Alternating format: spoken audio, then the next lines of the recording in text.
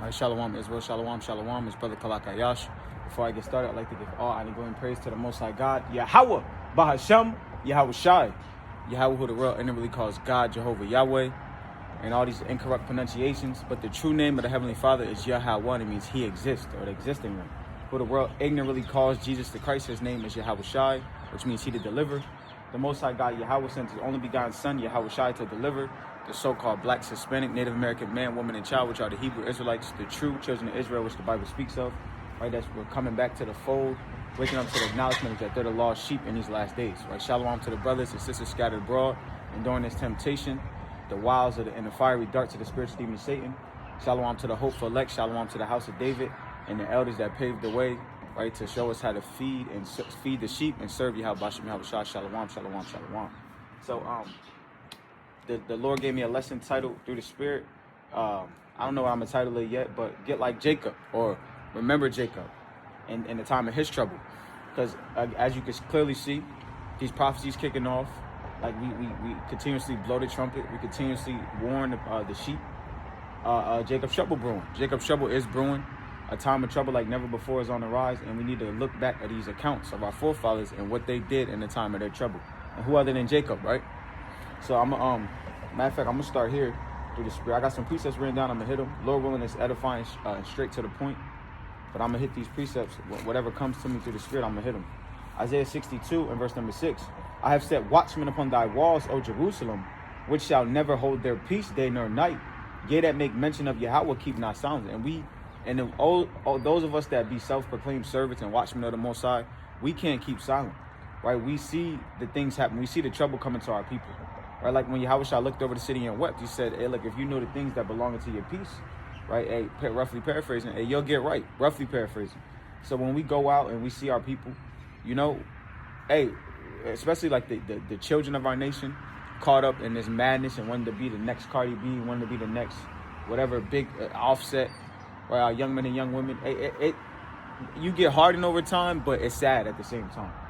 So we can't hold our peace because the elect is still out there. We don't even know, hey, we're the hopeful elect, but we can't hold our peace. We have to speak of these things. We have to go out and testify our Savior openly, like it says in 2nd Ezra, the 2nd and the 31st verse, 2nd chapter and the 31st verse. Remember verse number 7, and give him no rest till he establish, until he make Jerusalem a praise in the earth. And that's what this whole thing is about. We can't, now we know the Most High doesn't rest, but we know pursuing the Psalm, the 121st chapter, that the Lord don't slumber nor sleep. But hey, look, if you for our consistency, constantly sighing and crying for the abominations that's done in the midst of Babylon the Great, constantly seeing our people at a lower state, constantly seeing these Christian pastors, hey, just speak evil about us. Just the nations in general are against Jacob. Who's Jacob? Us, the so-called Black, Hispanic, Native American man, woman, and child. So we have to not give the Lord praise and fame in the earth in a sense, Salakia. We can't give the Lord no rest as in a sense that we have to continuously stay unspotted from this world, continuously be in these scriptures, continuously, beg Him to come get us, as we did in Egypt, as we grown in this spiritual Egypt, as we did in ancient Egypt. The Lord hears our groanings, and eventually it will turn into, I'm gonna read it again, verse number 7, and give him no rest till he establish and until he make Jerusalem a praise in the earth, until our nation is a praise in the earth again, because that's what the prophecy says. You look at Amalek over there in the land now, they're not a praise in the earth. They're not a praise in the earth, man. And this is, I'm not gonna turn this into Amalek, but Esau, essentially, he can't get away. But they're not the praise in the earth. We are the praise in the earth. But the Lord had, it's just a hidden for this time. So again, as we approach Jacob's trouble, we need to get like our forefather Jacob. I'll get one more. I'll get the precepts I got written down, and I'll wrap up. All right, Lord willing. Romans chapter 15 and verse number 4.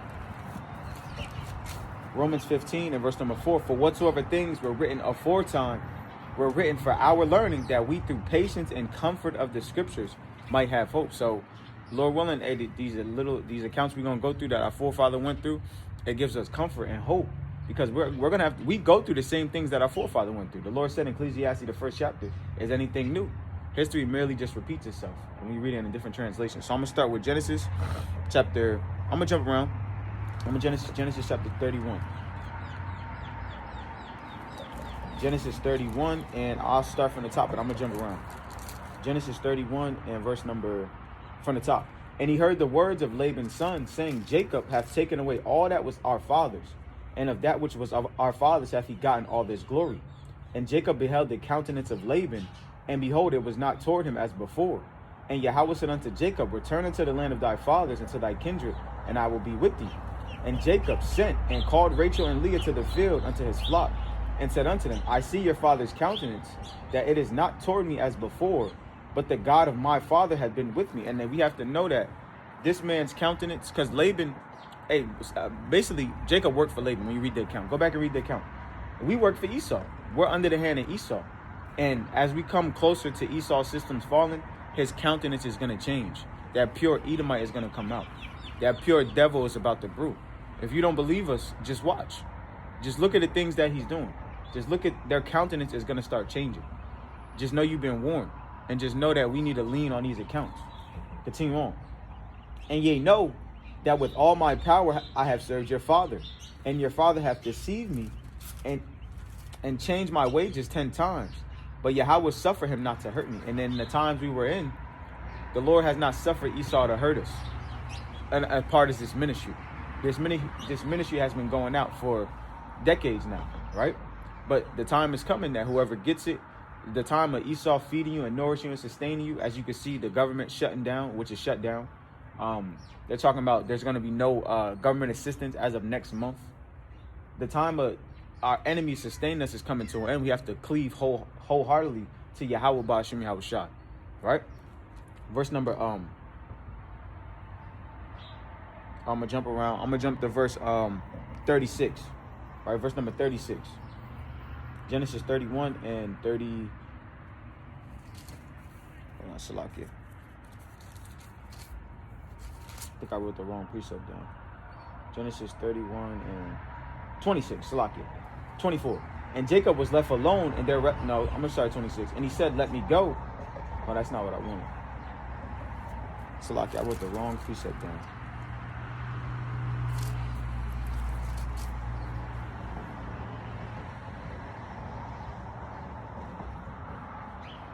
Hold on.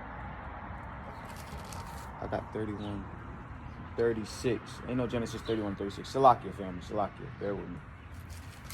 I wrote these precepts down late.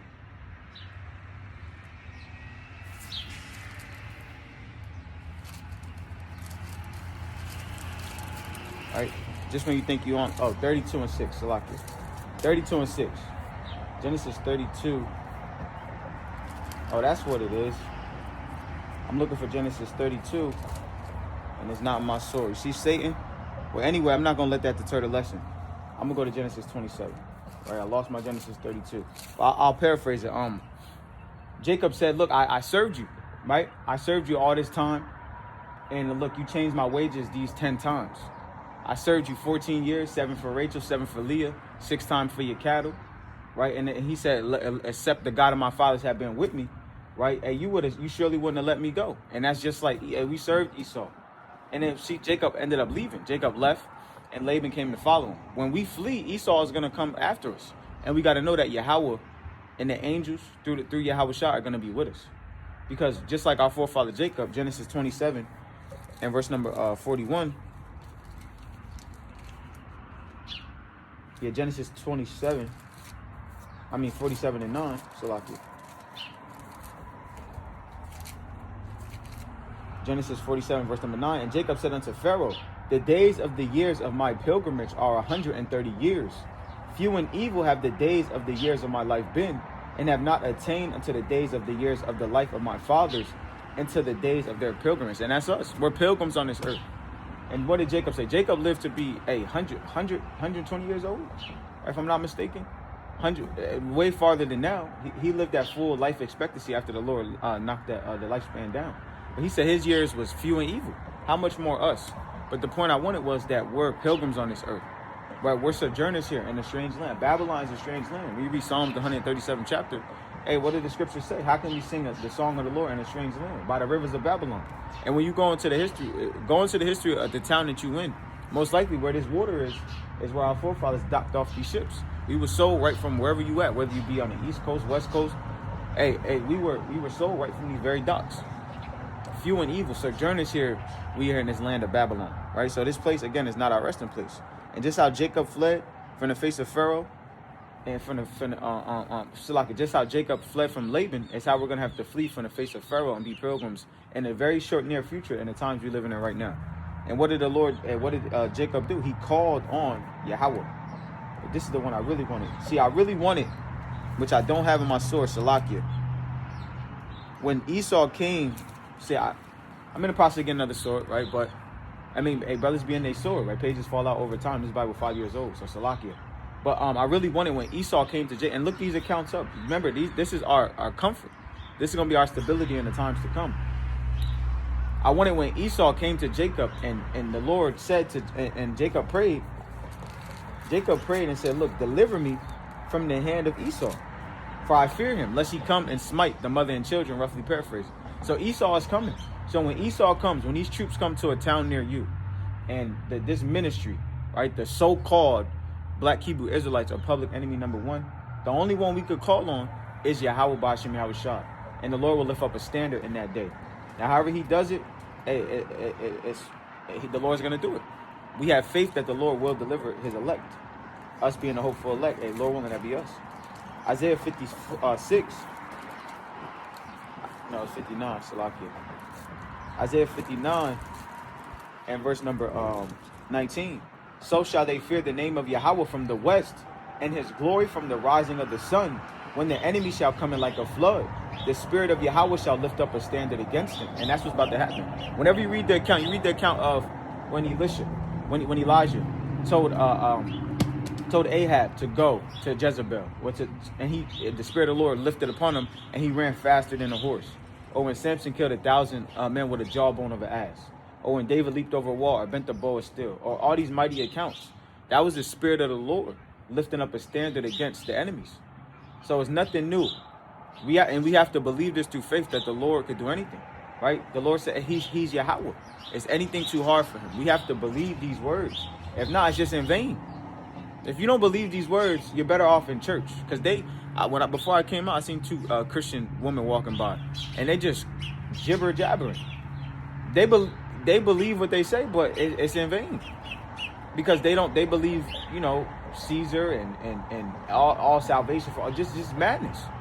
But what we have is the truth. We have to really believe these words. We got to really believe it, or we're not going to make it. Straight up. I'm going to read that again. Isaiah 59 and 19. So they shall fear the name of Yahweh from the west, and his glory from the rising of the sun. When the enemy shall come in like a flood, the spirit of Yahweh shall lift up a standard against him. And the Redeemer shall come to Zion, and unto them that turn from transgression in Jacob, saith Yahweh.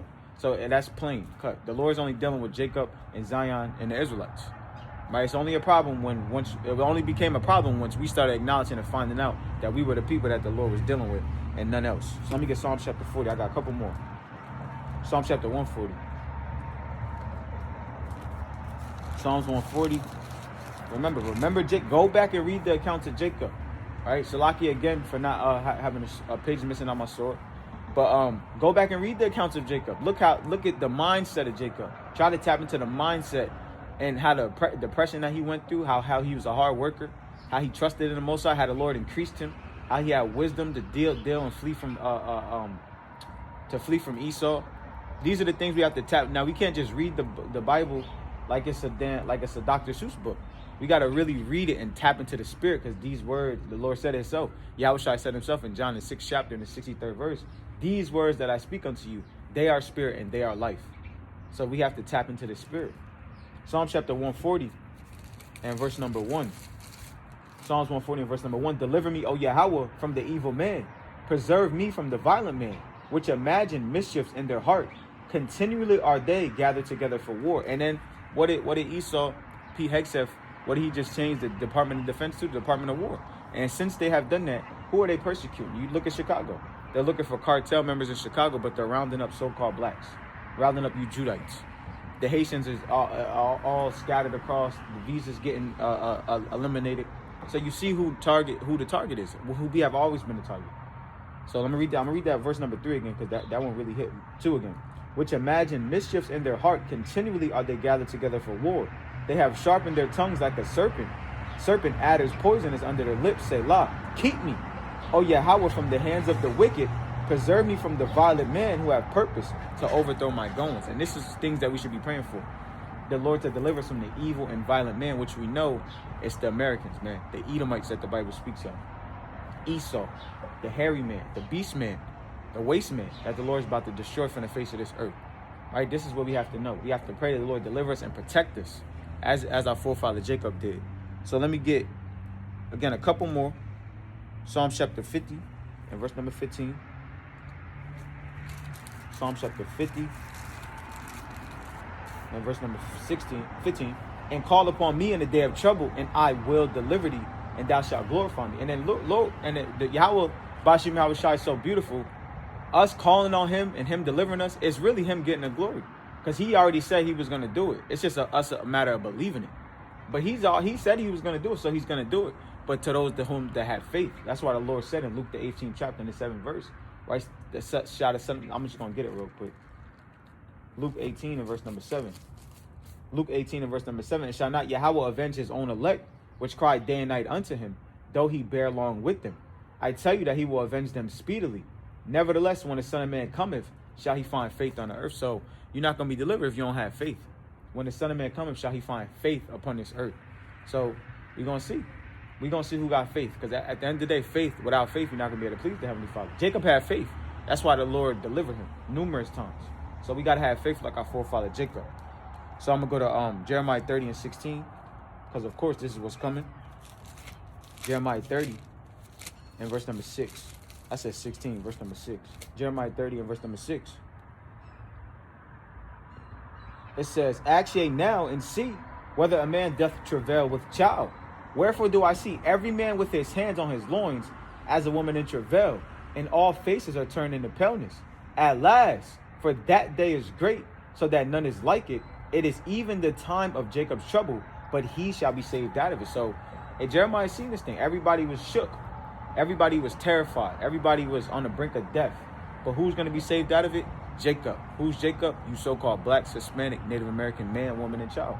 Primarily here in Babylon the Great, which is also known as the land of the North, North America, spiritual Sodom, spiritual Egypt, but also scattered across the four corners of the earth that tapped into the spirit. You may not look like an Israelite, but your spirit beareth witness. And you have no problem keeping the laws and the faith in the true name Yahweh and Yahweh Shai. You may very well be an Israelite too. See, what these Christians always try to accuse us of is judging according to appearance, but that's the furthest thing from the truth. That would be idiotic if we claim to be servants of the Most High and we understand the prophecies, right? So the time of Jacob's trouble is at hand. Plead to Yahweh Bashim Yahweh Shai. Remember these accounts. Remember that these accounts are written for our learning. Remember that Yahweh, He exists. He's in all things, right? He makes everything move. Nothing moves without His authority through His only begotten Son, Hamashiach, the anointed, Yahweh Shai, the deliverer, right? Hebrews chapter 11 and 13.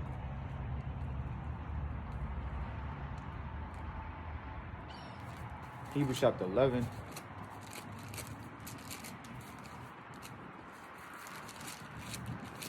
Hebrews 11 and 13. It says, These all died in faith, not having received the promises, but having seen them afar off, and were persuaded of them, and embraced them, and confessed that they were strangers and pilgrims on the earth. So Hebrews 11 is a beautiful account of faith about our forefathers and foremothers. They died sealed as the elect, but now they're here on this earth again, getting ready to receive the promises. So you could very well maybe one of the brothers or sisters that was with Yahweh Shai, or one of the elect here just to redeem your reward. Now, how beautiful is that? How beautiful, even though the flesh will try to deter you and think you're not good enough, that you haven't done enough, you can't do enough, you messed up too much, there's no more repenting you could do. That's what Satan and the flesh wants you to think. But you could very well maybe just here on this earth, just born, just to be delivered from Jacob's trouble. That's how we got to think in the times you're coming into. I'm here. Hey, the Lord woke you up. The Lord gave you His name. The Lord gave you precepts. The Lord gave you a new mind. The Lord brought you a long way. It very well could maybe that just to be delivered, just because you died for him in the past. You pleased the Lord in the past, and He said, look, I'm going to set you up. I'm going to show you evil. Prior to knowing this truth, now you know the way of evil. Now you know the way of righteousness. So now you have a choice. The Lord has showed you death. He showed you evil. Now you know life. Now you have to choose. Are you going to stay in life? Because clearly you can see once you came into this truth, now you know life. Now you have faith. So if you want death, go back into the world. So the Lord set this thing up perfect. But I'm going to read that again. Hebrews 11 verse number 13. These all died in faith, not having received the promises, but having seen them afar off. When? Right now. The times you're living in right now, the end. The time of, in this fourth beast, the revised Roman Empire. Right? The time of the destruction of Babylon, Esau's end. Right? Having seen them afar off, and when persuaded of them, and embraced them, and confessed that they were strangers and pilgrims upon this earth. And that's us. We're strangers and pilgrims upon this earth. And what did the rock of the church say? How should we pass the time on this earth? Staying out of this world the best we can. Especially, we may have new brothers and sisters, right? New Akim and Akwaf. This is a hard season because you got Halloween coming up, a couple weeks. Then you got Thanksgiving, and then you got Christmas, then you got New Year's, and then all over again. So stand firm. Know that the Lord called you into this thing to be a light, of the world. So cleave to your forefathers, cleave to these scriptures. 1 Peter chapter 2 and verse number 11. It's 2 Peter. 1 Peter 2 and verse number 11. Dearly beloved, I beseech you, as strangers and pilgrims, abstain from fleshly lusts, which war against the soul. I read it. I'll read it again. Dearly beloved, I beseech you, as strangers and pilgrims, abstain from fleshly lust, which war against the soul.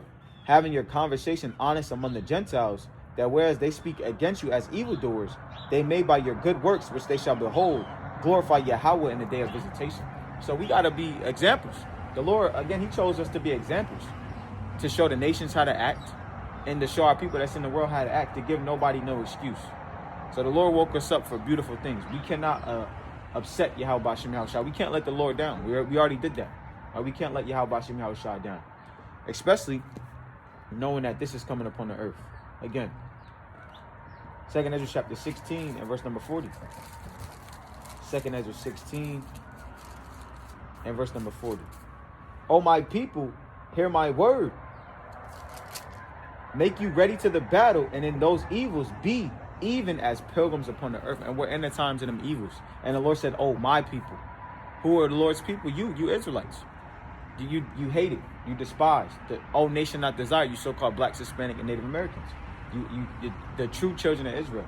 Make you ready to the battle. Every day you wake up from the time you go to sleep, Satan is trying to get you and sift you out this thing. But the word sift, again in the Greek, is siniazo, and it means to mess with your mind, your thoughts.